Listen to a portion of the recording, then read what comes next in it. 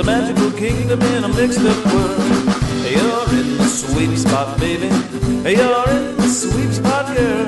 You're in the sweet spot, darling. It's a magical kingdom in a mixed up world.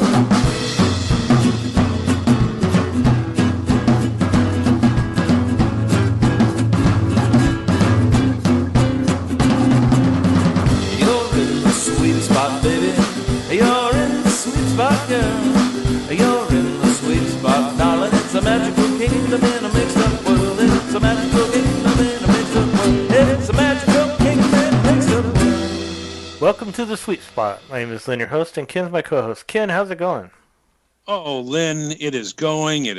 I'm chugging along here, and I'm just so happy to be here, and I'm looking forward to this episode. What episode is this, by the way? This is 297. Oh, 97. Yeah. You know what that means? We're after this one, we're 2 more away from. Well, in 2 episodes, it'll be 299. So there. Yeah. Okay. Well, thank you. Ken and I are both former Disneyland Custodial cast members, and we talk about Disneyland. We also are authors of books called Cleaning the Kingdom. And just real quick, you can get those books, volumes 1 and 2, on our website, signed. There's a bunch of different options, or you can go on Kindle. You can get them on Kindle, and the first book on Audible, audio book of it. They make good presents, with Christmas coming up, for the Disney fan in your life. For Festivus too, and and Hanukkah and all kinds of all holidays. Those holidays, yeah. Winter solstice. And also, we are going to. We're also Patreons, and we have a Patreon that's if you contribute $5 or more a month, then you can become Patreon, getting a bonus episode once a month. And these bonus episodes are Ken and I talking about just various topics related to either us working at Disneyland or going there as fans or when we were kids. But they're usually about 30 minutes long. We do them once a month. But we are going to be kind of making some adjustments to our Patreon. So the people that are already getting the bonus episode will continue to get that, and they'll probably end up getting a little bit more too. But we're going to have different levels. I'm kind of working on the different things. But speaking of that, we have a new design that I'm really happy about. It's a Galaxy's Edge trash can sweep spot design for T-shirts, and then and also if you go on TeePublic where we sell our shirts right now, if you listen to this in the next 23 hours. I don't know. By the time it comes out, it may only be a few hours. They're having a sale for $13 a shirt, but we also have other products on there, and I wanted to mention them real quick. And you can get. We have 3 or 4 different designs, but this new one, you can get hoodies, stickers, kids shirts, mugs, a plethora, Ken, of different. You can get a phone case. You can get there's all kinds magnets. Of great stuff so there. Many things. So go to our website. We have a link. Click on TeePublic on our T-shirts and all that. And on our website, we may not have the updated new shirt, but if you go to TeePublic, you'll see it, and I'll have a link in our show notes for the new shirt. But it is awesome looking. You definitely want to go and get that. And also, if you wear that around, people will definitely flock to you. Oh, for sure. Yeah. And I wanted to mention the person that made this design is Mikey over at OMAM Brand. I'm probably saying this all wrong, but OMAM Brand Designs, and he does awesome graphic art, and he has a whole store of Disney-inspired apparel and things over there. So we'll have a link in the show notes for his website, but OMAM Brand, I think it's .com. You can go there and check that out. Lots of great gift ideas. Oh, yeah. So if you get 15% off your entire order, by entering promo code the Sweep Spot. So, What anyways, what a deal! Yep. So I wanted to mention that. Thank you again, Mikey, for doing that. It looks awesome, and I'm excited about it. I'm also excited about our guest tonight, Ken. And who is our guest tonight? Our guest tonight is Tom Nabbe. So he, you know who Tom was? Well, who he still is, but he got to play a role. You know. Mm-hmm. Think Tom. That's right. That's right. Tom and Jerry. No. He got to be Tom Sawyer at Disneyland when he was just a wee lad. That's right. So and he's got lots of Disney experience since then, and he's written a book, and he's actually a Disney legend. So yeah, he's gonna have a lot of great stuff to say. I'm looking forward to what he's going to be telling us. So he was literally hired by Walt Disney. I mean, Walt Disney said, "This is a guy who interacted with Walt Disney." Yeah, I mean, face to face, and to this day, if you touch the hem of Tom's garments as he walks by, you just get healed of your doldrums. So yeah. Wow. Okay, I didn't know that. Yeah. All right. Well. Yeah, I'm really excited to talk with Tom, and we're going to have our current events first, and then we'll get to the Tom interview.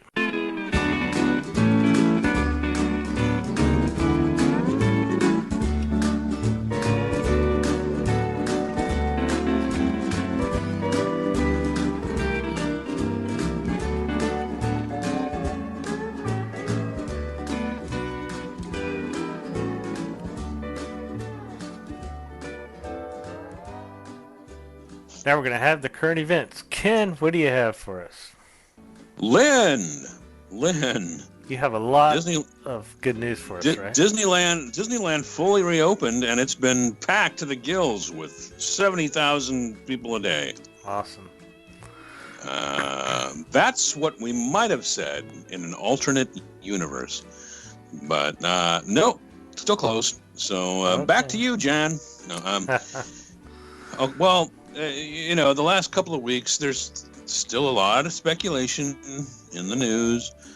What could the reopening of Alani mean for Disneyland? Or, how might a meteor strike that obliterates half the planet affect Disneyland? We're not going to include most of those stories. And of course there's the back and forth between the governor of California and the theme parks and the cities in which the theme parks exist. So there's that. Yeah.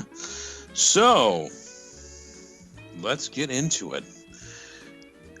Here is a story in the Register that says Disneyland takes on 20 projects during coronavirus closure. This is basically a review of what we already knew, but there are a few things I'd like to call attention to. It's Freddie McDonald's story. Nice to see he's still employed. They point out here in this article, one silver lining of the 7-month lockdown of Disneyland and Disney California Adventure is that Disney work crews have had unfettered access to work on 20 construction, refurbishment, and maintenance projects. Now, just imagine what they could have done and what Disney could have done if they would have known, let's assume it's going to be closed it'll end up being closed for a year from the start, right? Let's just assume that, because odds are looking like that could be the case. Right. What could Disney have done with those parks, knowing that they were going to have a full year to work on those things, where they can tear stuff out? It's not going to be disrupting the guest experience. They could have done all kinds of stuff on there. But, maybe the people mover track out? I could definitely see that happening. All kinds of stuff they could have done. Disney crews have been able to work on Avengers Campus, Mickey and Minnie's Runaway Railway, and a host of other projects in line with direction from government and health officials, while the Anaheim theme parks remain closed amid the COVID-19 pandemic. Ding, ding, ding, ding, ding, ding. Yay. You know, gotta mention that in that article. I mean, you know, it's like a certain phrase you gotta have. The continued work is good news for Disneyland fans after Disney announced plans to cut $700 million Wow. in capital expenditures as a result of the pandemic's impact on company coffers. Now, basically, capital expenditures, what that basically means is construction, demolition, refurbishment, you know, that sort of thing, improvements, as opposed to like operating costs, you know. Capital expenditures might be something that you would, you know, you're putting out there one time, building a hotel, you know, that sort of thing.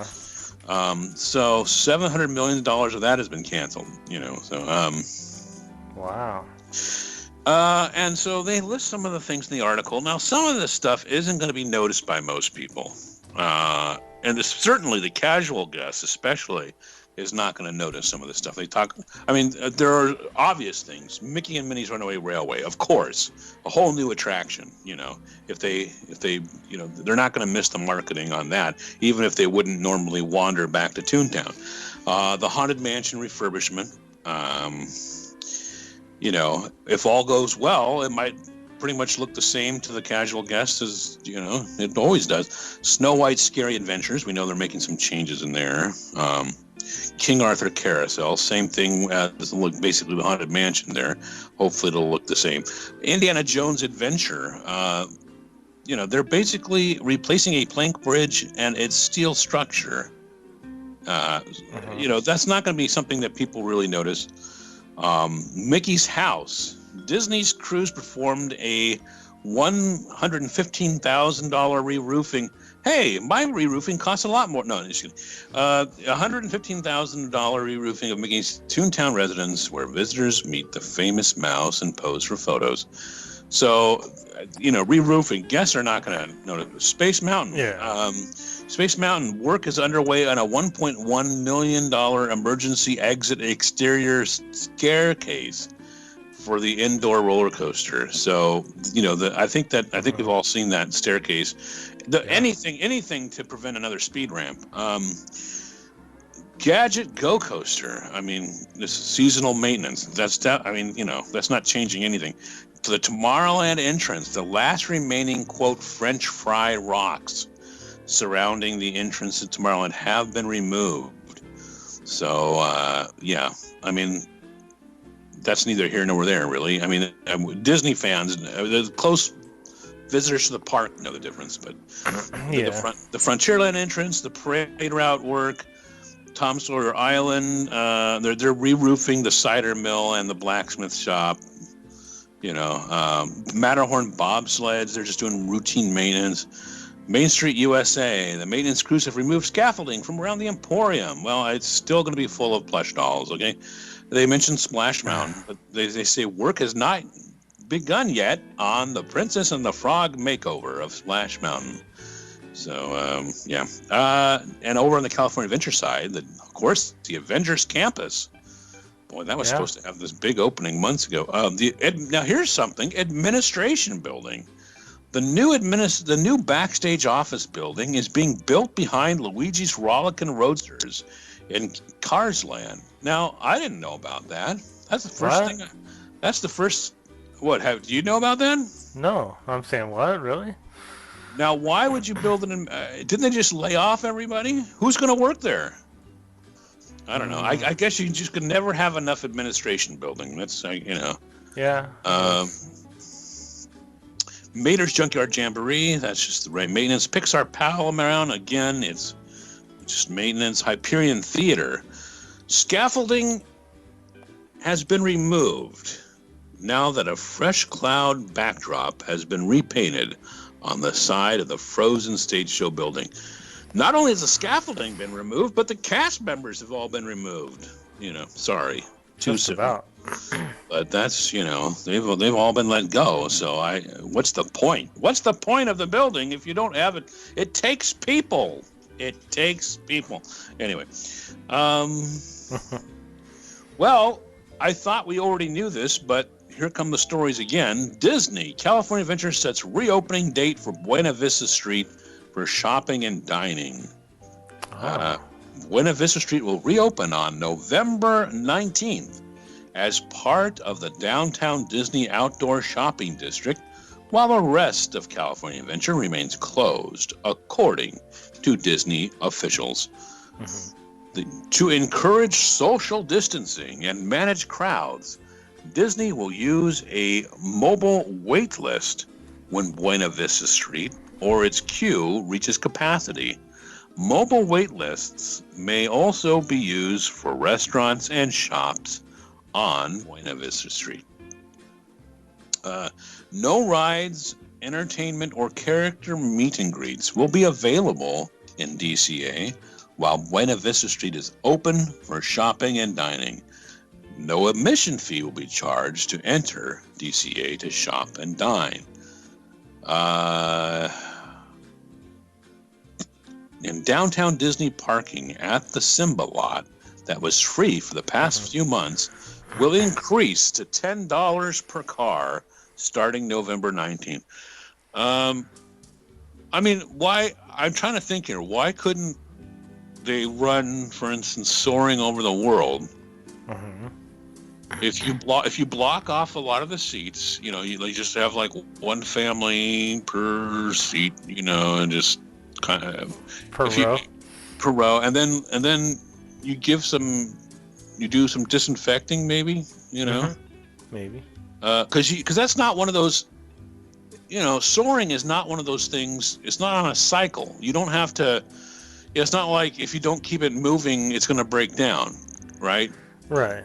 You can run it at 9 a.m. and then not run it again until 9:10, and then run it again at 9:20 or whatever. I mean, it just seems to me like they I don't see why there's certain things they can't reopen.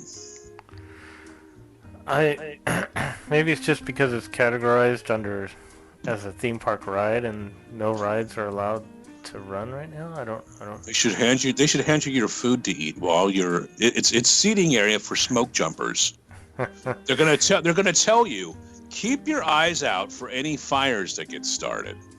That's this is because the smoke jump. That's the smoke jumper is Oh, right. So keep your eyes out for any fires that get started. Here you can sit here and eat while. Because normally they tell you not to eat on these rides, but you can just say no. This is a seating area for the restaurant. I don't know. Well, yeah. Are you going to go check this out? Here's the problem. If I take my kids there, they're gonna be really upset that they can't do the rest of the stuff. Yeah. I've thought about that with Knott's, because Knott's has they have a dining thing going on. Oh, right. And I'm thinking if I take my kids to that, they're just going to be all the more bummed that they can't, put their lives in peril by riding Ghost Rider or whatever stuff. Well, I mean, these rides I would never ride, but my young kids will go. Hey, I'm going to go ride Silver Bullet. Yeah, I guess I get that. Just yeah. I mean, I guess if I lived nearby, I would want to go, but at the same time, it's kind of like teasing you because you're not able to, to see the rest of it. Well, I don't know. Your kid might be able to handle it. Mine would be like my two kids would probably be bummed. Yeah. Well, if we drove 6 hours, I think Luke would. Yeah, and we don't get to go on any rides. He'd be like, hey, mad. Look, there's your favorite. See your favorite ride? You can't ride it. It's sitting there, but you can't ride it. But we can shop and eat. That's like the two things he hates the most when we go there. So shop and eat. Well, Laughing Place also carries that story, so if you want to read it there, By the way, as always, we're going to have links to all of these at thesweepspot.com, so you can read the full stories and just catch up on everything that's happening, thanks to Russell, who puts those on our website at thesweepspot.com. It's our current event show notes. Photos. Speaking of laughingplace.com, photos, holiday merchandise and decor arrives at Downtown Disney.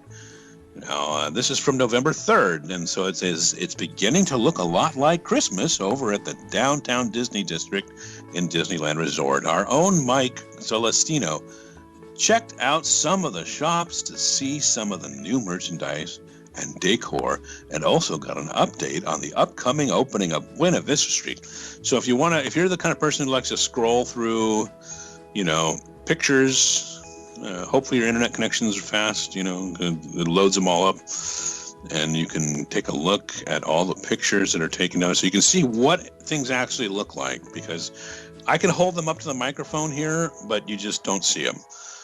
So sorry.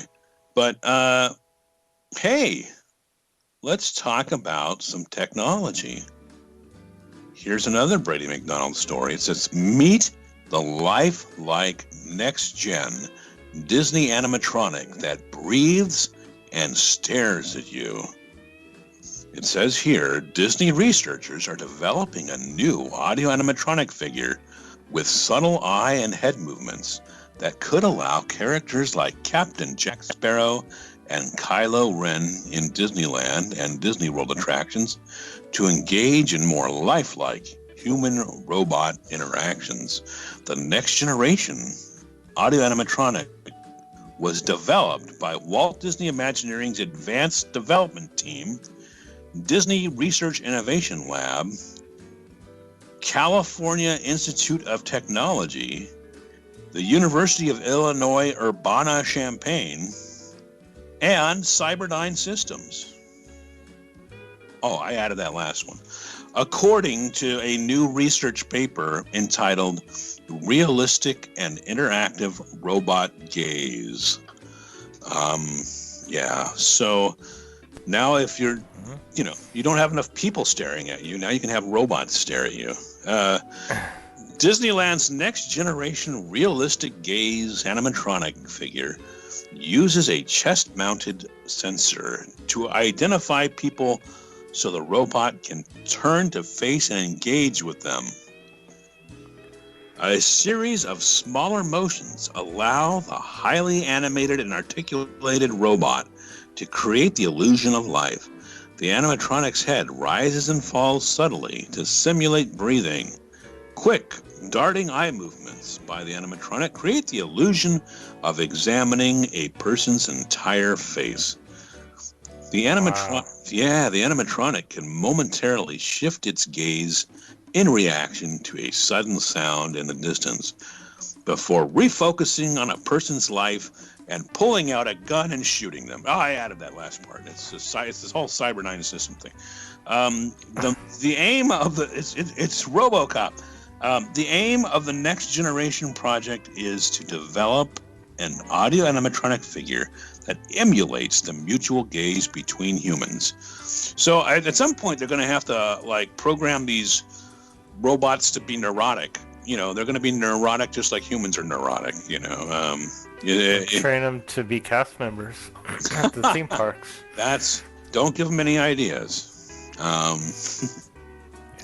Yeah. So, and they talk about the Spider-Man, being flung over Avengers Campus, Didn't you see that this last summer? No, you didn't, because it was closed. Hey, let's continue on to another Brady McDonald story about Disneyland installs 23,000 plus coronavirus safety measures. 23,000?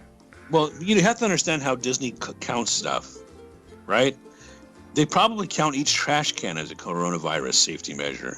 I was going to say, that's ridiculous. How could you have that many? All right. You have to understand each hand sanitizer, each plexiglass partition. Oh, I see. There's probably 1,000 of them at the main entrance just alone. Disneyland installs 23,000 coronavirus safety measures to prepare for reopening. So, Disneyland plans to install more than 23,000 coronavirus health and safety measures to prepare for the eventual reopening of the Anaheim Theme Park Resort. Now that California has issued guidelines for the state's major tourist destinations to return to full operation. Of course, those are guidelines that are not going to be met anytime soon. So, Disney will roll out thousands of COVID-19 sanitation stations, protective barriers, and warning signs. Warning sign is by the time, plus if they have more than one warning sign, like they have one in English, one in Spanish, one in Swahili, that's 3, right? So that's 3. And each letter on the sign. There you go. Each letter on the sign is part of it. They have them in hieroglyphics too. Okay. Yeah. I was gonna say, maybe by the time that they're allowed to open, the virus won't even exist anymore, and they won't need any of this. It'll always exist. Well, and there will be some other virus that's going to exist too. There's always going to be a virus. Yeah. You realize how many people you probably gave the flu to by visiting Disneyland? Anyway. True. I mean, I remember getting sick coming home from Disneyland and like a week later getting sick, so. There you go. There you go, Lynn. Right. Oh, wow. When we reopen the parks, we're going to have 50 new freestanding hand washing stations and over 1,000 hand sanitizing stations in guest and employee areas. So, you can count a sink as a sanitizer. So you can, if you have 4 sinks in a cast room or restroom, that's 4 measures right there. Anyway, Disneyland. This is from Disneyland Resort Senior Vice President of Experience Integration, Mary Niven. Do you think you go to a school, go to college, and there's? I'm going to major in experience integration. No, who would have known? Yeah. We have done a lot of work with our industrial engineers to assess every attraction and every attraction vehicle to really make sure that we can ensure that we maintain a minimum of 6 foot distance between parties at all times, said Niven. The Disneyland, they wanted to reiterate her title there, the operations manager. That sounds more familiar, but okay. We've designated industrial hygienists as COVID-19 area coordinators in both our guest and employee areas to ensure that we have an auditing process. So, I think they long ago did away with the bench, the bench back there by the Main Street Locker. Remember that? How we would all get together there and take our break there. Can you imagine if that's still there? Can you imagine, you can't sit there because somebody else is sitting there, or maybe there's a partition set up, Yeah, I don't know how they do break rooms. After you get up from the table, do you have to clean it or? The break rooms are going to be replaced by. It's going to look like It's going to look like phone booths. Now there's a throwback. Go watch a Superman movie, kids. The Christopher Reeve Superman movie. They have phone booth. You're going to have break rooms are going to be like little phone booths. You're going to have each little thing to sit in, and it's going to once you leave, it's going to sanitize itself, and it'll be a lot of fun. Sounds fun. Well, how about a little technology? Okay. Disneyland, this is from laughingplace.com. Disneyland app to become home for operational updates at Disneyland Resort. The Disneyland app will be the home for, I just said that, but it's repeated in the story. So Disneyland will be expanding the app's communication, making it the home. Okay, this is redundant. I'm sorry, folks. You say the same thing 3 times. Disneyland strongly encourages guests to use the Disneyland app both prior to and during their visits, as it is the best resource to track you and get your data to sell to everybody else. No, It is it's the best resource to find the latest details from around the resort. Yeah. So they're really pushing the app. Like you might follow the Twitter accounts like Disneyland Today or whatever, but they really want you to use the app. And there was a story in the LA Times from Hugo Martin, who covers Disneyland among other things for the Los Angeles Times. And the article was headlined with, "Disneyland is more than a job for some workers. A wave of layoffs will hit Sunday." Now, you have to understand, this is back from October 30th. Yeah. So, it's one of those stories that's like, oh, isn't it terrible that people are getting laid off? And it is. It's very terrible. So this is one of those stories that puts the human faces on this. Where rather than, because it's easy to say, oh, 28,000 people. That's terrible, but that's it's just a number. It's just a number. What about, this is one of those stories where they go and they profile people, and what this is like to them. So as the article says, when California theme parks closed in March, employees of Disneyland, Universal Studios Hollywood, and other parks were left in limbo, displaced from jobs through no fault of their own, with no idea when or if they would be called back. The axe is about to fall on thousands of Disney workers. Walt Disney Company plans to lay off 28,000 people across the theme parks and products and experiences division, with about 10,000 of those layoffs hitting the Disneyland Resort parks, hotels, and stores in Anaheim, according to the company's sources. Notifications for those layoffs are expected to reach workers via email on Sunday. Now, again, this is past tense. This story has already happened, so there's people who are listening who got their notices. Universal Studios Hollywood has already reduced its workforce by as many as 7,000 employees through furloughs, layoffs, and cuts to work shifts. About 135,000 people worked at California theme parks before the lockdowns, and a huge number of them have been furloughed or laid off since March, when state officials recommended against large gatherings. They gave some recommendations, and then they did more than recommend. But before they closed, the state's parks were generating more than $12.6 billion in spending each year. Much of it in Southern California, home to 7 major theme parks. Theme park workers in California earn an average annual salary of about $41,000. Now, in California, $41,000 will get you a small studio. It'll get you a room for rent somewhere. That's Wow. Yeah. It's perks such as free park passes for friends and families, and exclusive previews of new attractions that make the job so desirable. Park staffers also boast about the family fun atmosphere and the close bonds they form with coworkers. We wrote about that in our books, we certainly tried to portray that. And look, we're doing this podcast together, so we are. Yeah.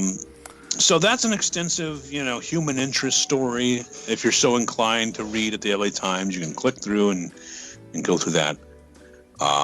Now, Disneyland Paris went for another closure, but Walt Disney World parks are open, and so are so many other venues around the world.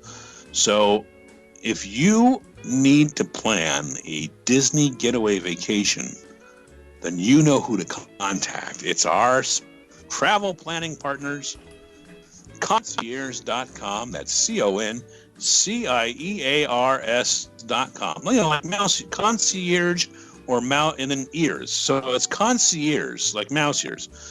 They are keeping up to date on everything, including plans for the Disney Cruise Line and Adventures by Disney. So let concierge do the heavy lifting to plan your Disney getaway vacation. It's not going to cost you any more than it would otherwise. It will just make things a whole lot easier for you. So contact concierge.com, book with them, and tell them that the Sweep Spot sent you, and you'll get a special gift. So please contact concierge.com. All right? Sounds great. Thanks a lot, Ken.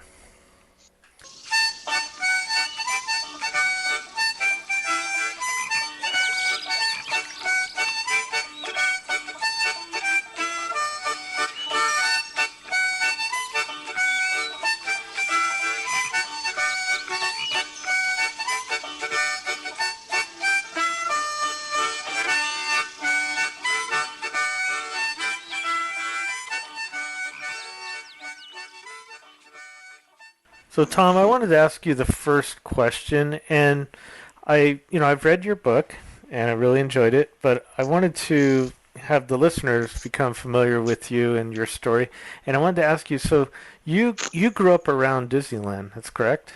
Yeah, we moved to Anaheim about a year before the park opened in 1954.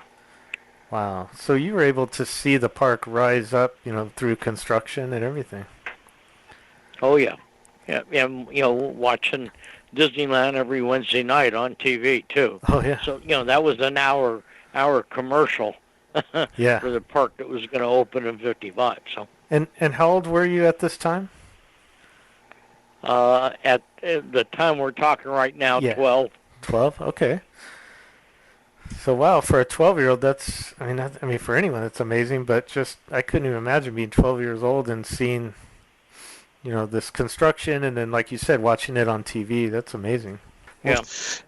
And you're my mother was a little bit of a starlet wannabe. Oh, yeah? And she used to go to all the premiere openings up, when we lived in L.A., used to go to all the premiere openings up in Hollywood, and she continued to do that after we moved to Anaheim. Oh. But she's that lady that's usually standing behind the barricade with the autographed book, wanting to get the celebrities to sign it for her. All right. Wow. What were you going to ask, Ken? Oh, well, you got to go to Disneyland, like, basically the first day it was open to the public? Actually, one day ahead of time. Oh, tell us about that. Yeah. Yeah, well, in turn, we were over because my mother wanted autographs. So she had her autograph book, and we went over to the press opening. And I'm sort of scooted around by the harbor gate. There was a little eyeball place there. I could see the Autopia cars, and I really wanted to drive those Autopia cars. But my mother had asked Danny Thomas for his autograph, and he very cordially gave it to her. And he sort of leaned forward, and he says, have you been in the park? And she said, oh, no, we weren't invited. And he says, well, I got a couple extra tickets. Would you like to go? And I guess her eyes got the size of saucers, and definitely she accepted the tickets from Danny Thomas. So on the 17th of July for the press opening, we went in as guests of Danny Thomas. Wow. Oh, man, what a story. Oh, my gosh. That's cool. I mean, when a celebrity will sign your autograph and give you Disneyland tickets. That's a major score. Yeah. Oh, wow. How did you you ended up working there? How soon did that happen? Well, when we lived up in Los Angeles, I had a Herald Examiner paper route, and what it started out with is I would ride the bus up to the Coliseum and sell newspapers at the football games up there, and I earned enough money to buy a bicycle. And once I earned enough money to buy a bicycle, then I ended up getting a paper route. Okay, so when we relocated to Anaheim, I tried to get a paper route, but unfortunately they considered Anaheim rural, and you had to be 16 years old and had to have a driver's license and a car in order to have a paper route. But I could get a Sunday paper route.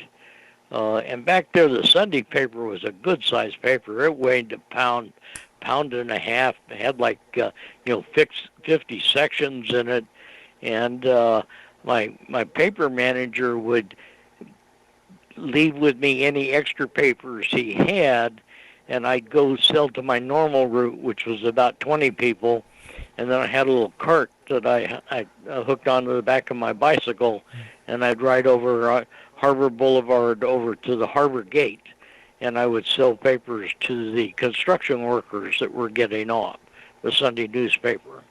And I met one of the lessees that had the Castle News concession on Main Street.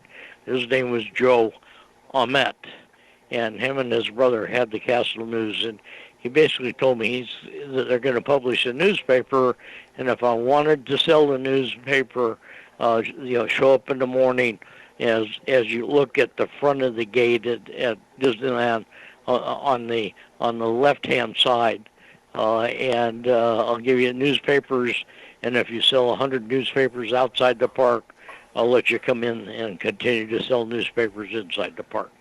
So I went to work, went in as a guest of Danny Thomas on the 17th, stood in line and bought a ticket with my neighbor, Doug Harmon, and went in as a guest on the 18th, and that's the only time I can ever remember buying a ticket to go into a Disney park.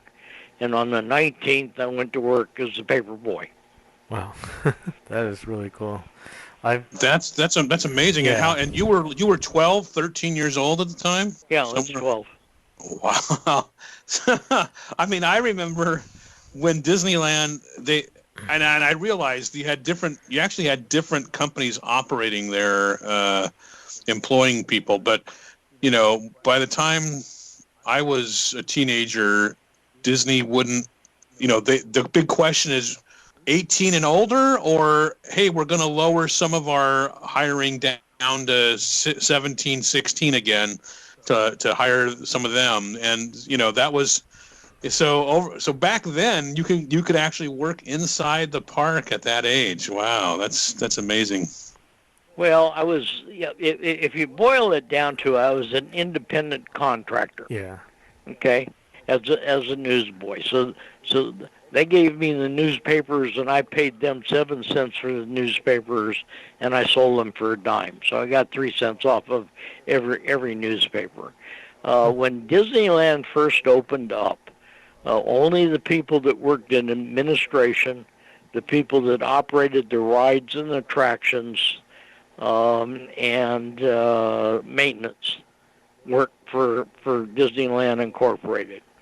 All the food locations and all the merchandise locations were operated by lessees.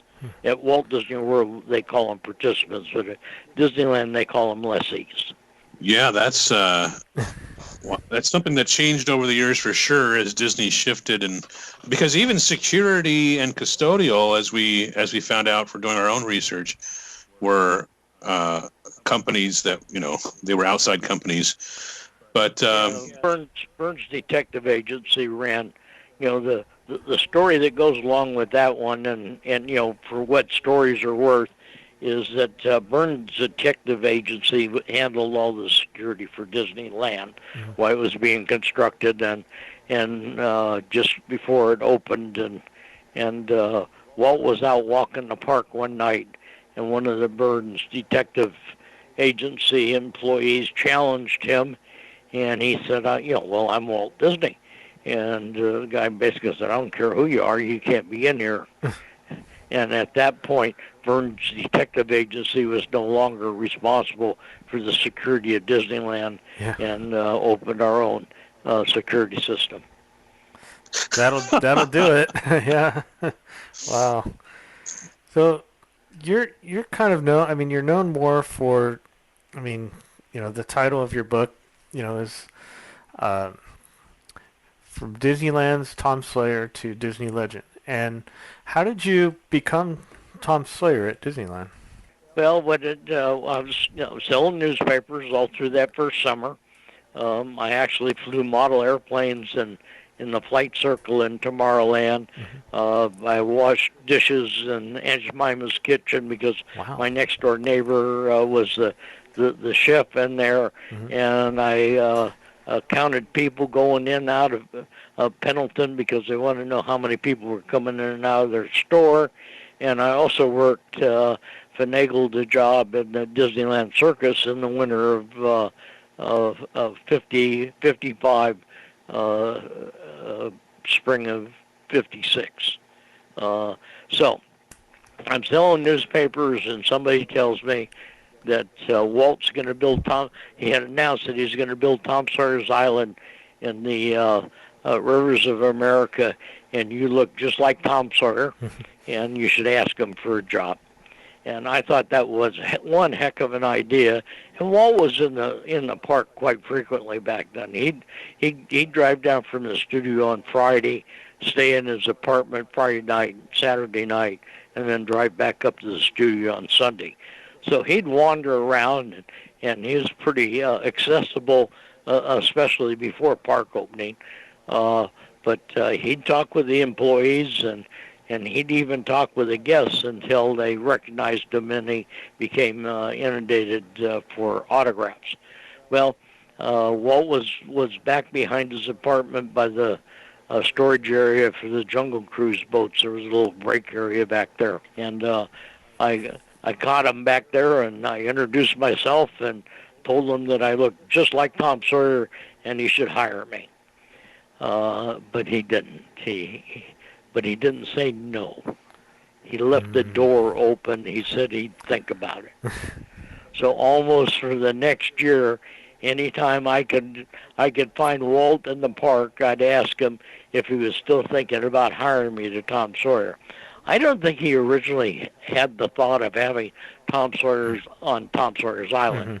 I think the whole concept was if you went to Tom Sawyer's Island, you were Tom Sawyer or you were Becky Thatcher. Right. And sort of like Snow White's, well, right, you don't see Snow White in Snow White's Scary Ride. You are Snow White.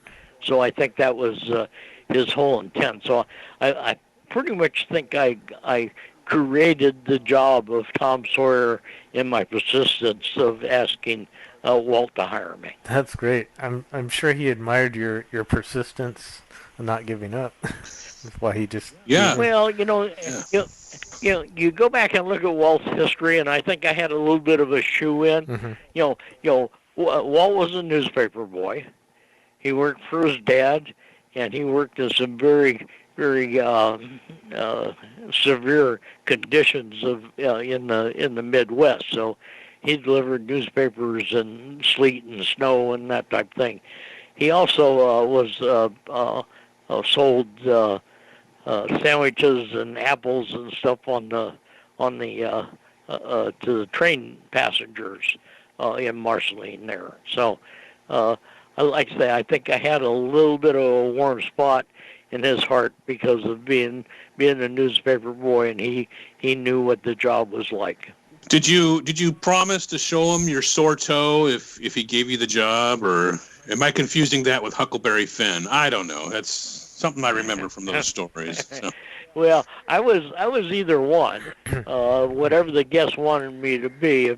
Technically, if you look at it, I had fire red hair and freckles and a little on the stocky side, and I probably fit more of the character of Huckleberry Finn than I did of Tom Sawyer. Okay, but my first name was Tom, so I had a little bit of in there also. But I would respond to either Huckleberry Finn or Tom Sawyer. I wouldn't respond to Becky Thatcher or Joe. That was. So once you were, he said yes, you could have the job. What was your role? Like, what did you do? Just interact with guests and walk around the island? Well, a little bit. I didn't have free reign to walk around the island all the time. They had put in a fishing pier. I don't know if you look at the press openings, the photographs and that type thing of Tom Sawyer's Island. You'll see a young kid and a girl in those spots, and those are the winter winners of the Hannibal Tom Sawyer and Becky Thatcher contest that they brought out for the opening of Tom Sawyer's Island at Disneyland. Right. And that was on June 16th, 1956.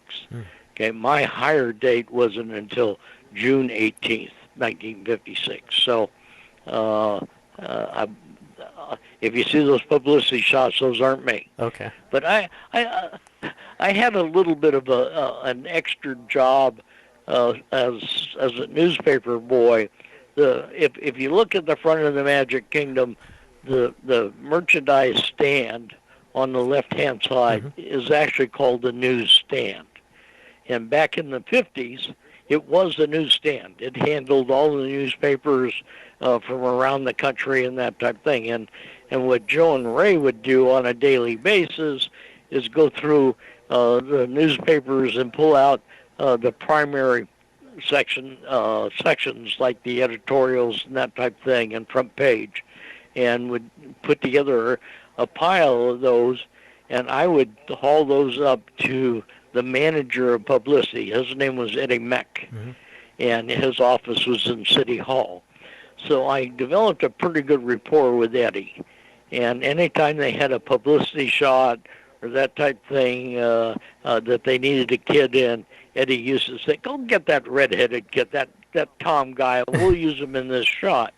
And so I was in a lot of publicity shots in the early days for Disneyland. If you've read my book or that type of thing, you notice that there's a shot in there of Melton Burrow, Jerry Lewis, and myself. And that's how I ended up being in that shot. Wow. Also, there's one that's sort of a dream shot that one of the photographers put together, and that was in the Anaheim Bulletin. You did that for a while, because there's much more to your career. Yeah, 6 years. Yeah. Yeah, 6 years. Wow. Yeah, all through junior high school and high school. Technically, I didn't have a vacation for 6 years because when everybody was on vacation, I was working. Right. Or I was going to school. Okay, so when I finally turned 18 and was old enough to be a ride operator, and I finally earned some vacation time. So in 1962 was the first time that I actually had the opportunity to go on vacation. You had asked earlier, what did Tom Sawyer do? Well, I posed for a lot of pictures. Yeah. Had 50 fishing poles, 25 on each pier. They had fenced in an area, and they had stocked the rivers of America with bluegill, catfish, and sun perch. And they had nailed little cans to the railing that said worms on it. And so I would put potting soil in the cans every day and worms for bait. And in turn, if the guest wanted to, didn't want to bait the hook, then that was part of my job. The other thing was to repair and build fishing poles and untangle them when they got tangled up. One of my, which I retired. I ran all the warehouses, so I was heavily involved in later in my life in inventory. But my first inventory control experience was my boss. At the time that I was Tom Sawyer and handling all the fishing poles, didn't think he was getting his fair share of worms from the worm guy. So he wanted me to inventory the worms, and the worms came in a little wood flat, about half the size of an orange crate back at that time frame, and they came packed in rabbit manure. But I went through and we were supposed to be getting 350 worms in every flat. And I went through and inventoried 3 flats, and we were getting more than our fair share of worms. So my boss was very happy with our inventory control count. So were the guests supposed to release the fish back, or because I know I've read stories where they lost. One of the reasons they stopped it was that people were leaving fish, all over the park. So. Yeah, well, when we first started, it was a catch and clean program. So if the guests absolutely wanted to keep the fish, I would clean it and I would put it in a plastic bag. Oh. Well, that only lasted about a month. Oh. You know, you got to realize this is in July in Anaheim, Yes. so it gets pretty hot during the day, and old dead smelly fish started showing up places. So the decision was made to make it a catch and release program, and I went through and debarbed all the hooks so we could release the fish a lot easier. So you'd mentioned that you did attractions after this. Is that correct? Yeah, when I turned 18, I became a ride operator, and my birthday, June is a very active month for me. So my birthday's, I was hired in June. My birthday's in June. I got married in June. Father's Day is in June, and I retired in June. Wow. So June is a pretty active month for me. But so I turned 18, and I had already learned how to drive a raft before I turned 18. The guys would let me drive that in the morning before we opened up for the guests. So I didn't need any real training time to be a ride operator on Tom Sawyer's Island. Actually, I went right into a super manager type role as a foreman 4 days a week, and just the operator, and I would give the day foreman his days off, and I would give the night foreman his days off, and then one day I was just an operator. But I worked all that summer of '61. They held a contest and replaced me with a kid by the name of Keith Murdoch. And he lasted about 3 years, and then after he outgrew the role, there was no more Tom Sawyer, and there wasn't any more fishing going on the island. So in the fall of 1961, the island was only open on peak seasons, so summertime, weekends, and holidays. And Disneyland was closed on Monday and Tuesday. Right. Okay. So on Sunday night, at the beginning of fall, my supervisor, the same guy that asked me to do the inventory of the worms, handed me a spiel and narration for the Jungle Cruise, and he said, "Tom, memorize this on Wednesday morning. Report to the Jungle Cruise." So memorized it, and on Wednesday morning I reported to Jungle Cruise, did my OJT training. I think I made about 3, maybe 4 trips, and I was blessed to be a Jungle Boat skipper, and started working the Jungle Cruise. Now, to be a permanent employee, you had to work 20 hours a week. Okay? So Disneyland was closed on Monday and Tuesday.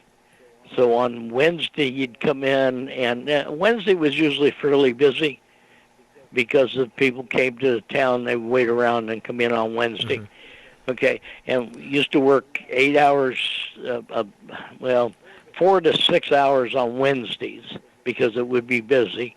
Wouldn't work on Thursdays or Fridays, and then had an 8-hour shift on Saturday and Sunday.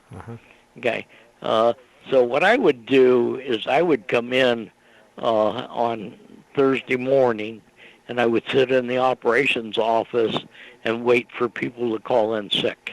And in turn, the supervisors knew I was there, and in turn, they would put me to work.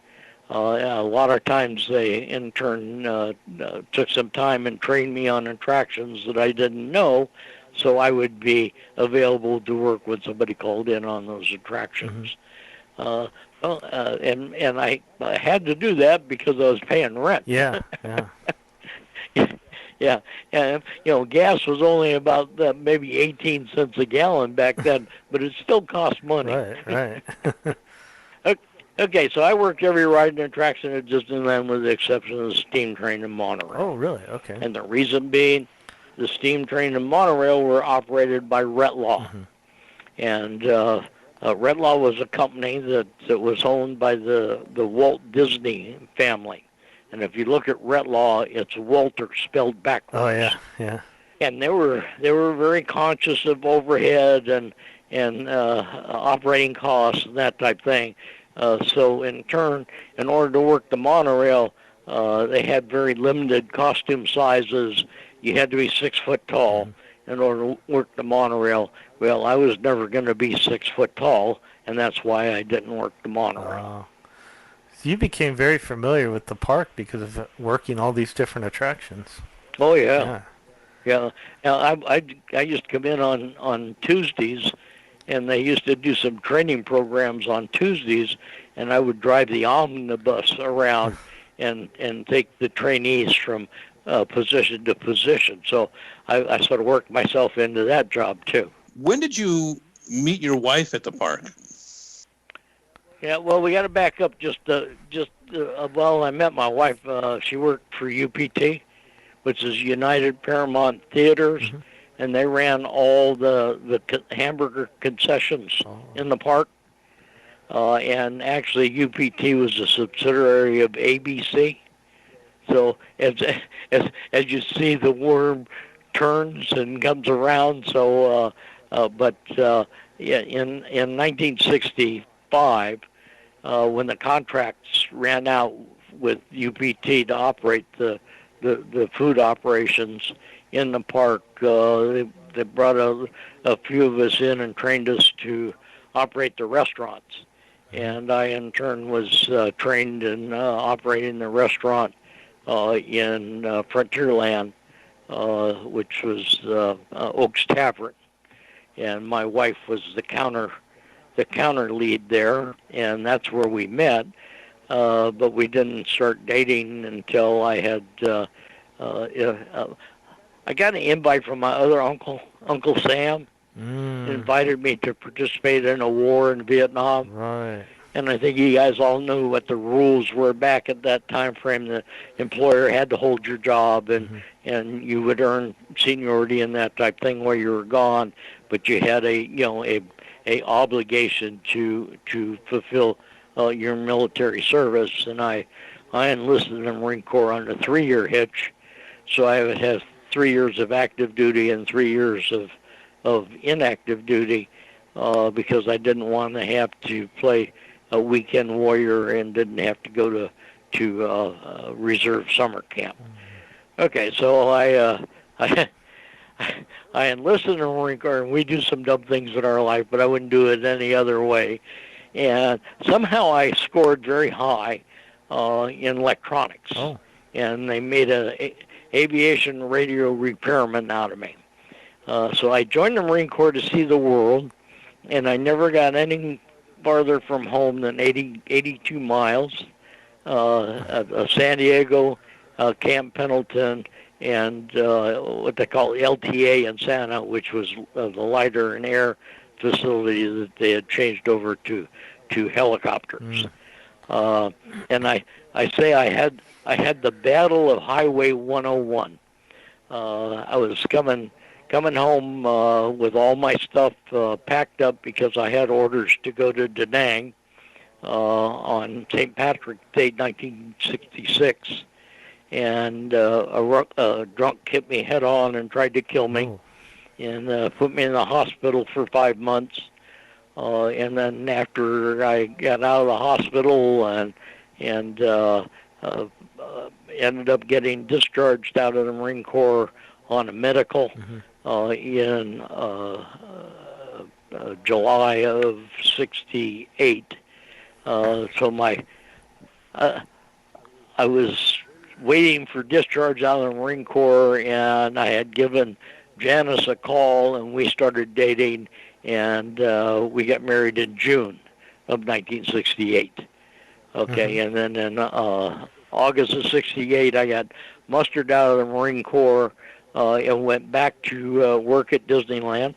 And I had dreams of grandeur of being an electronical engineer, and went back to school at Cal State Fullerton. And about a year into it, realized that what I wanted to really do is to be in management in rides and attractions at Disneyland, and I had the opportunity that they started to interview at that time frame for people to go to Florida. Oh. Now, New York World's Fair, a lot of the people that went to New York World's Fair were being trained to go to Florida also. So there's about 250, 60 of us that relocated from Disneyland to Orlando to open Walt Disney World, plus another couple hundred that came out temporarily to open the park. Wow. That's Oh, yeah. Okay, so I I got to work the monorail. Oh, finally. Good. Yeah. My boss at that time frame that had put me up to be interviewed to go to World was Pete Crimmings, and a great supervisor, But Pete was going to be the operations manager for transportation at Walt Disney World, and he wanted me to operate the monorail. And I said, Pete, I've never worked the monorail. He said, no problem, we'll train you. So in turn, I got promoted back into management. I went into a training program with Retlaw, and they in turn trained hourly with them on the monorail and steam trains, and then performed all the assistant supervisor roles with Retlaw before I relocated to Florida in January 1971. Wow. So I finally worked all the rides and attractions at Disneyland when that happened. Now, the original monorail costume was a black and white outfit with a white ascot and a vest, jacket, and that type of thing. Very, very prestigious looking. But they had changed the costume over the period of time while I was gone in the Marine Corps to what we called the Captain America costume, and it was sort of a royal blue with red, white, and blue trim to it. And so they altered that costume for me, and when I left wardrobe, I sort of checked myself in the full-length mirror, and I realized why they wanted monorail operators to be 6 foot tall, because I looked like this little red, white, and blue barrel with a hat. So you got to see you saw Anaheim kind of grow up from what it had been, and then you got to go over and see the area around Walt Disney World, get transformed by the arrival of Disney. Watch Anaheim grow. When there was only a couple junior high schools, and I went to Fremont Junior High School and Anaheim High, and it wasn't until my senior year that there was another high school in Anaheim area. So watch that all grow and grow up, and then went through the same growth aspect in Florida. The locals didn't care too much for us because we sort of changed the economy in the area, and they had moved to Orlando to be in retirement, and then all of a sudden the cost of living in the Anaheim area, in the Orlando area, started to go up because of all the construction and everything that was happening around Disney. So the old neighbors in the neighborhood weren't real happy with us. The new neighbors were all Disney, so it didn't make much difference. So did you want to go? Did you really want to go to Florida, or was it just kind of like you felt like you'd better take the opportunity, or what was your attitude about that? Were you eager to get that promotion? It was, if I wanted to be promoted, I needed to go to Florida. Okay, because that's a big change. Moving across the country, especially in like 1970, 71, that's a big change. Yeah, well, I had never been east of Phoenix that I can remember. My mother told me that we went to Chicago one time when I was very little, but I couldn't remember that. So I had never been east of Phoenix. My wife actually was born in Port Arthur, Texas. So she spent a little time in Texas and Kentucky, but neither one of us had ever been to Florida. So it was I had a Volkswagen, and I towed a Volkswagen. Packed everything we had up into the two cars, and the yellow Volkswagen we towed had a blue Volkswagen in front, and my wife had put a sign in the back of the yellow Volkswagen was 2 more bugs for Florida, and so we got a lot of hoots and hollers from the truck drivers as we went across country. Took 6 days for me to drive across country. So you got to see the opening of Walt Disney World. You were there opening day?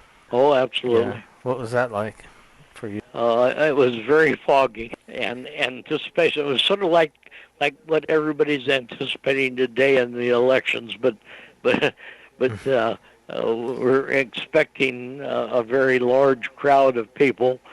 And when I got there, I was spent the morning at the monorail station at the Ticket and Transportation Center, which is by the parking lot. Mm-hmm. And the fog was sort of stopped just right about where the ticket turnstiles were. And so you couldn't see out into the parking lot or that. And we opened up and had this surge of people come through. And about 10 o'clock, the fog lifted, and there wasn't anybody out there. We had got everybody in. So that was one of those, oh, my God, what's going on? Yeah. But that's one of the reasons why, Dick had made sure, Dick Nunes is who I'm talking about, had made sure that that we opened in an off-season. And that we had about a month or so to plan before the holidays started hitting with Thanksgiving. Wow. Yeah. So you stayed and continued to be a manager with the transportation? Only for a little less than a year. Okay. The decision was made to build Tom Sawyer's Island, and so I had a little bit of expertise in that area. So I went from the transportation department into the Frontierland Liberty Square area for the construction of Tom Sawyer's Island and the Richard F. Irvine, which was an additional steamboat. Mm-hmm. I sort of got tagged as a nuts and bolts guy. Right. So I got involved in a lot of projects. I've always looked at, and I'm willing to try and do anything and learn new things. And I think that sort of carried me through a whole lot of my career. I sort of look at it as being at the right place at the right time to make the right decision to go forward. So, and I look in the Marine Corps, thank God somebody up there was looking out for me, because I was the height of the Vietnam War, no more than 82 miles from home, and was able to go back and progress through into management at Disneyland. So that was being right place at right time, and willing to make the changes. Wow, for sure. Okay, so I went to Frontierland in early part of 1972. We built Tom Sawyer's Island. We opened that up in May of 1973. Once we got the island open and operating, I had the opportunity to be transferred to Tomorrowland for the construction of Space Mountain, Star Jets, Wedway, and Carousel of Progress. Right. Went through that, and we opened that up in January of 75. And then from there, I had the opportunity to go to Fantasyland, and went through the entire reconstruction of 20,000 Leagues Under the Sea. When we first opened 20,000 Leagues Under the Sea, the art directors had come down here and had gone to Silver Springs and was very impressed with the prestigious clear water that was coming out of the aquifer And so they made the decision not to filter and chlorinate the system for 20,000 leagues like they did at Disneyland for the subs. Right. Well, it turned out that wasn't a good decision. And so in 1975, the decision was, because what was happening is you weren't getting enough water flow, and you were getting algae built up in the system, and the divers had to go in every night and scrub down the mermaids and the portholes on the submarines and the fish and that. So they decided to enclose it and chlorinate it. Originally, the water would be pumped out of the aquifer and pumped into 20,000 leagues, and then that was connected to the moat. Mm-hmm. And then from the moat, it went into the Jungle Cruise, and from the Jungle Cruise, it went down the Lightboat Channel. Wow. From the Lightboat Channel, it went into Seven Seas Lagoon, and then into the 55 miles of drainage canals that the company had built for water control on the property. That's sort of a whole different system. They can flush the water down the system through these drainage canals and actually do for mosquito abatement and prepare the area for hurricanes and to be able to get the 10, 15 inches of rain that you're going to get in a hurricane runoff. Okay. Wow. So where are we? Oh, we're almost an hour into this. Yeah, quite a career. I mean, we could talk to you for a long time just on each one of these little things you've mentioned about your moves and your different positions, but well, buy my book and exactly. Then you get I want people to read your book, and learn more about you. But I wanted to kind of wrap it up with your retirement and becoming a Disney legend. Okay, well, let's see. We were into 76, opened up 20,000 leagues, and I had the opportunity to go to Frontierland Liberty Square again for a little project that we were going to build their Big Thunder. Oh, yeah.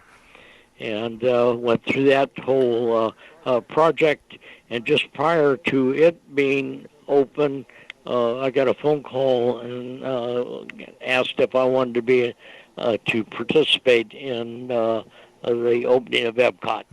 And I said, absolutely, yes, I do. And I thought I was going to be a pavilion coordinator, but in turn, my boss wanted me to operate a warehouse that we stored all what we call OFI, owner-furnished items. And we developed an item tracking system so we could track the items for it, and anything that we built for show installation by Lake Buena Vista Construction either was delivered directly to the site, and I had a crew of people that would meet that delivery, or we delivered to the warehouse and then we delivered out to the site when it was time for installation. And that was sort of neat. Yeah. We handled probably $400 million worth of materials that came in, and a good portion of it was a one-of-a-kind. So you couldn't lose it. You couldn't go to Home Depot and buy another one. And the shows were built in Tahunga, in a warehouse facility in Tahunga, and bought out by the art directors and everything, and then they were disassembled and put on a truck and shipped to Florida. And in turn, and like I say, either we delivered it straight to the site or we delivered it to the warehouse for storage. And I had a crew, and we would identify what came off the truck. Every day it was sort of like Christmas. Yeah. You'd open the back of the truck and you'd look into it and you go, oh my God, how did they get that in there? And then the next question is, oh my God, how are we going to get out without breaking it? And we did a pretty good job of that.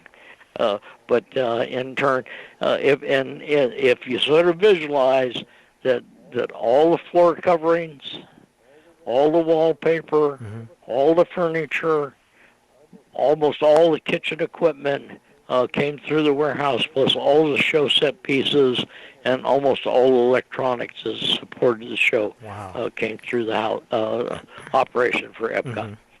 And then, well, you guys are familiar, so you know what happened in 83, 84 was the whole Epcot didn't meet its expectations and didn't meet the return on investment, and the company was going through a whole major green mail attempt. If you want more information on that, then read The Storming of the Magic Kingdom. So I had transferred into WED.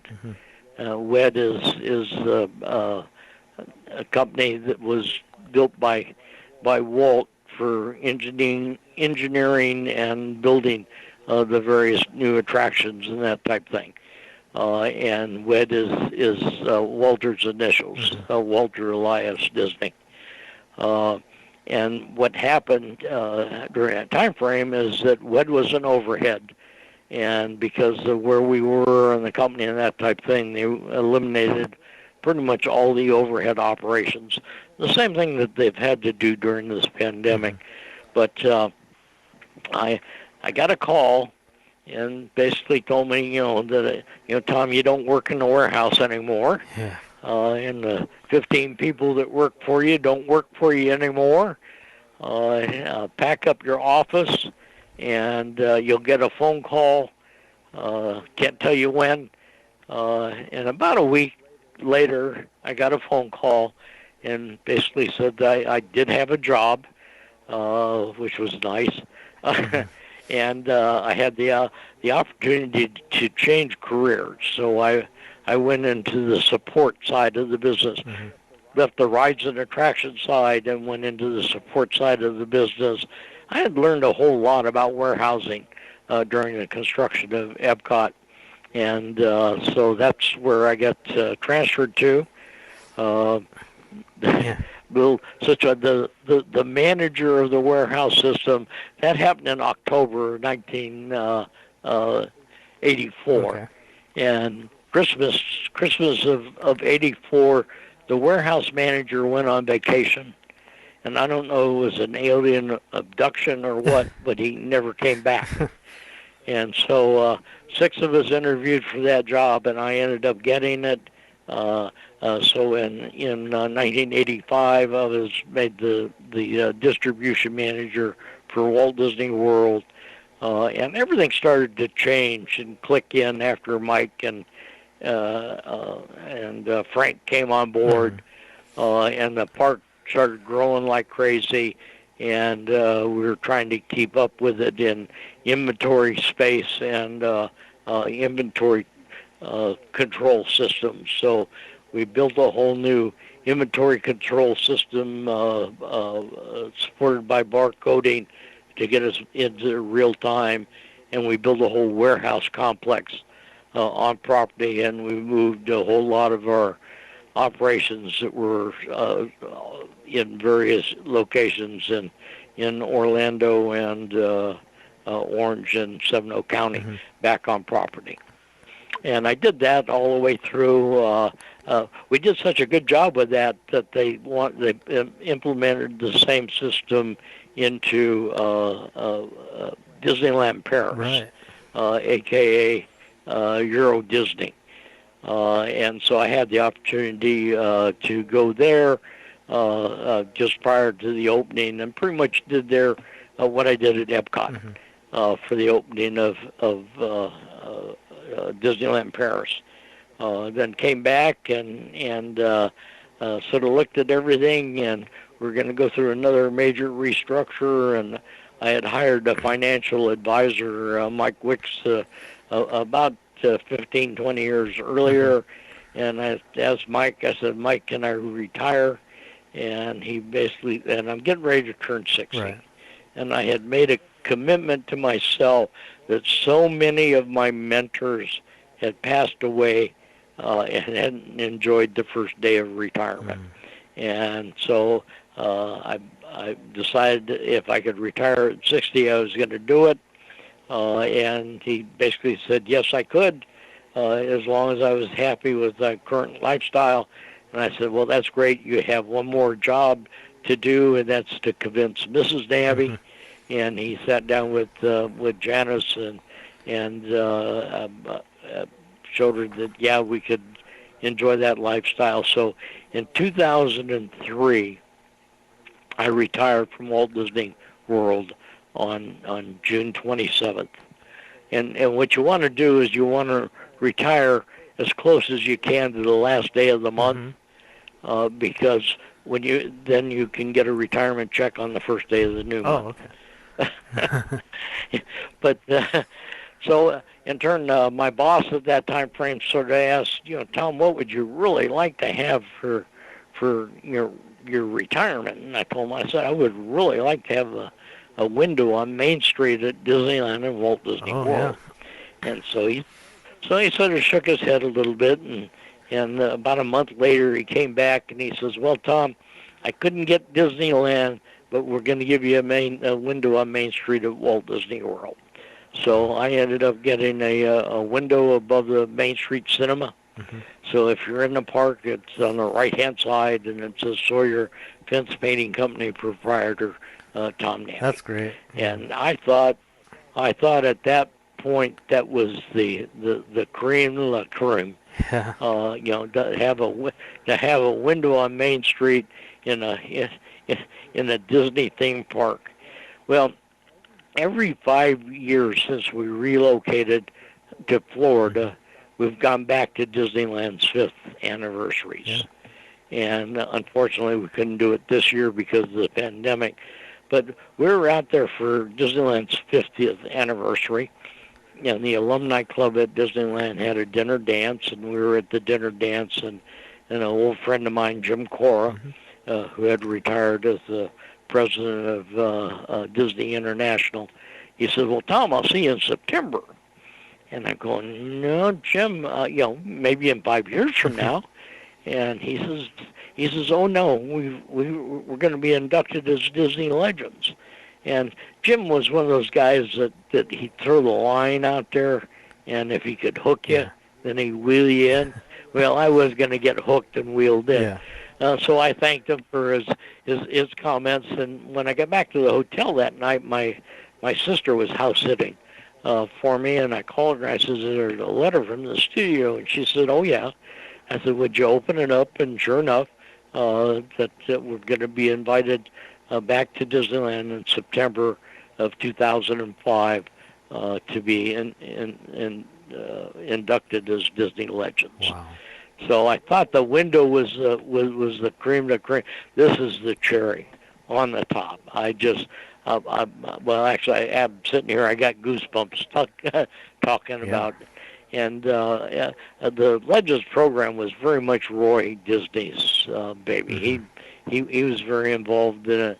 But Bob Iger has done an excellent job of carrying that whole Legends process forward through the years. Yeah. Wow. That is. So in 2005, I was inducted as a legend. I've been retired for 17 years. I probably do presentations. I do a heritage, pretty much cover my life, which parallels Disneyland and Walt Disney World. And so if I get invited to come back out and do that for training groups on property. And I've done it quite a bit for Disneyana fan clubs. And I have the opportunity this coming a year from now, on the 23rd of October, I'm going to be the keynote speaker in Marceline, Missouri, at Walt Disney's Hometown Museum. So that's sort of neat. But I enjoy that, and as you can tell, I enjoy sharing my history, and that's gone forward. One guy that I had done a blog for went into the publishing business, and he said, Tom, I want you to write a book. And I told him, I said, well, I'm not a writer. He says, no problem. I'll send you a tape recorder. And it's Bob McLean from Theme Park Press. And so I recorded probably 60, 70 hours of material, and he went through and had it transcribed and assigned me an editor, and I thought this book was going to be a slam dunk. It took almost 2 years of going through from the time it started to the time we finally got it edited and published.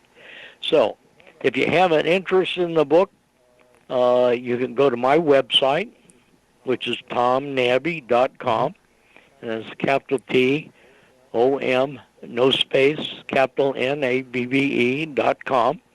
And you can buy an autographed signed copy there, and it includes shipping back to you.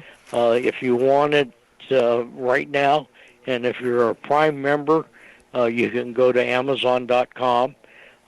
Just plug my name in the search column up there, and it'll bring you up the book. And I think it's right around $18 for the book from Amazon. Great, and we will you can include. You can get it in. You can get it in Kindle form from Amazon too, if you aren't into hard copies. Okay, I was going to say we'll include all this information in our show notes, so people, if they couldn't write it down, they can go there and click on the links to get your book. But wow, Tom, quite a career. Like I said, we could talk to you for hours, but I want people to go out and learn more about you by buying the book. But thank you so much for coming on. Really appreciate your time, and it was fun getting to know you. Yeah, well, super. If anything comes up where I can be of assistance to you or part of a program, just let me know. For sure. And all I can say is being a living legend is better than the alternative. Well, thank you for your service. Okay. Thank you. Have a nice day. Bye. Okay, well, that concludes episode 297. Wow. What what a life that guy's had. He amazing, right? Can you imagine? He went from being paperboy at Disneyland to having that career at Disneyland, getting to do all those different attractions, getting involved in all those different projects. And I didn't get the chance, but I wanted to ask him how it felt to be the inspiration for a song by one of the world's best bands ever. I wanted to ask him if he was if he really was a modern day warrior. But yeah, and being a Disney legend, I guess he got a letter sent. I wondered how they did that. Like, did they just shine a spotlight in the sky with your name, and you go, oh my gosh, I've been named a Disney legend, or we will never know, Ken. Ed McMahon shows up at your door and says, Ed McMahon, look him up, you youngsters. He shows up at your door and says, you may already be a Disney legend. Yeah, I wanted to. I had so many questions, and we could have, like I was saying, we could have talked about each role that he had for an hour, but we obviously only have so much time with him, and want people to read his book because it's a lot more detailed about his life, and you got to get that if you want to learn more about Tom. That was great. Also, remember to leave reviews on Apple Podcasts or wherever you listen. If they're able to leave reviews, we really appreciate it. Tell a friend. It's on different platforms all over, so let people know. Yeah. So thank you. We're however you listen to us, tell your friends how they can listen too. Why should you be the only person who suffers? So. True. No, it's really fun just to bring people like Tom on the show, and we have a couple more people planned before the end of the year, and really looking forward to talking to them too, both former cast members. So Thanks again for listening, and we'll talk with you next time.